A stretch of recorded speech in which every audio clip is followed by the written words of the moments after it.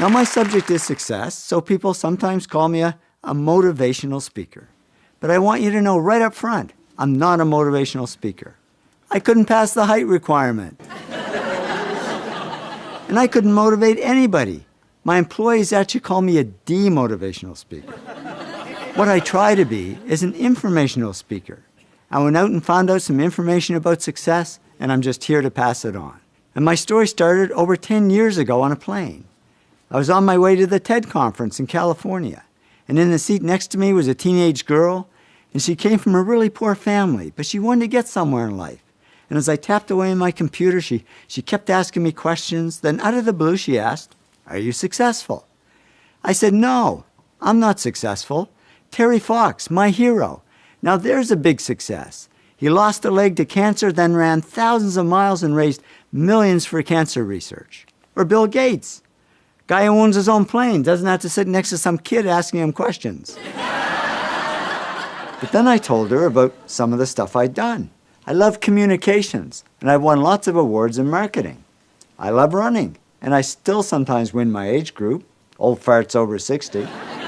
My fastest marathon is 2 hours and 43 minutes to run the 26 miles or 42 kilometers. I've run over 50 marathons on all 7 continents. This was a run my wife and I did up the Inca Trail to Machu Picchu in Peru. And to qualify for the 7 continents, we had to run a marathon in Antarctica. But when we got there, it didn't look nice and calm like this. It looked like this. The waves were so high we couldn't get to shore. So we sailed 200 miles further south to where the seas were calm and ran the entire 26-mile marathon on the boat. 422 laps around the deck of that little boat. My wife and I have also climbed 2 of the world's 7 summits, the highest mountains on each continent. We climbed Aconcagua, the highest mountain on the American continent, and Kilimanjaro, the highest mountain in Africa. Well, to be honest, I puked my way to the top of Kilimanjaro. I got altitude sickness. I got no sympathy from my wife. She passed me and did a lap around the top while I was still struggling up there. In spite of that, we're still together and have been for over 35 years. I'd say that's a success these days. So I said to the girl, "Well, you know, I guess I have had some success." And then she said, "Okay, so are you a millionaire?" Now, I didn't know what to say, because when I grew up, it was bad manners to talk about money. But I figured I'd better be honest, and I said, "Yeah, I'm a millionaire, but I don't know how it happened. I never went after the money, and it's not that important to me." She said, "Maybe not to you, but it is to me. I don't want to be poor all my life. I want to get somewhere, but it's never going to happen." I said, "Well, why not?" She said, "Well, you know, I'm not very smart. I'm not doing great in school." I said, "So what? I'm not smart. I barely passed high school. I had absolutely nothing going for me. I was never voted most popular or most likely to succeed. I started a whole new category, most likely to fail. But in the end, I did okay. So if I can do it, you can do it." And then she asked me the big question. "Okay, so what really leads to success?" I said, "Gee, sorry, I don't know. I guess somehow I did it. I don't know how I did it." So I get off the plane and go to the TED conference, and I'm standing in a room full of extraordinarily successful people in many fields: business, science, arts, health, technology, the environment. When it hit me, why don't I ask them what helped them succeed and find out what really leads to success for everyone? So I was all excited to get out there and start talking to these great people when the self-doubt set in. I mean, why would people want to talk to me? I'm not a famous journalist. I'm not even a journalist. So I was ready to stop the project before it even began. When who comes walking towards me but Ben Cohen, famous co-founder of Ben & Jerry's Ice Cream.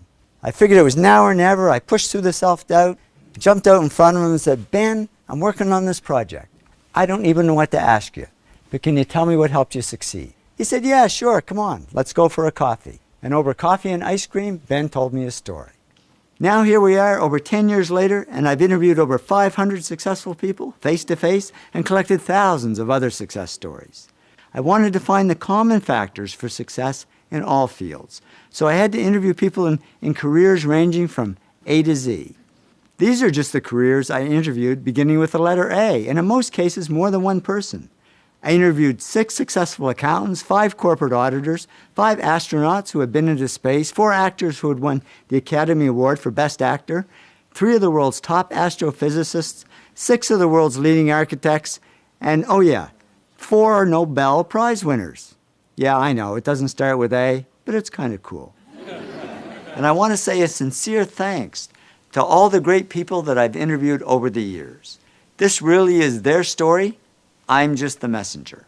The really big job was taking all the interviews and analyzing them word by word, line by line, and sorting them into all the factors that people said helped them succeed. And then you start to see the big factors that are common to most people's success. Altogether, I analyzed and sorted millions of words. Do you know how much work that is? It's all I do, day and night, sort and analyze. I'll tell you, if I ever get my hands on that kid on the plane, actually, if I do, I'll thank her, because I've never had so much fun and met so many interesting people. And now I can answer her question. I discovered the 8 traits successful people have in common, or the 8 to be great. Love what you do. Work really hard. Focus on one thing, not everything. Keep pushing yourself. Come up with good ideas. Keep improving yourself in what you do. Serve others something of value, because success isn't just about me, me, me. And persist, because there's no overnight success. Why did I pick these? Because when I added up all the comments in my interviews, more people said those 8 things helped them than anything else. The 8 traits are really the heart of success, the foundation. And then on top, we build the specific skills that we need for our particular field or career. Technical skills, analytical skills, people skills, creative skills, lots of other skills we can add on top depending on our field. But no matter what field we're in, these 8 traits will be at the heart of our success.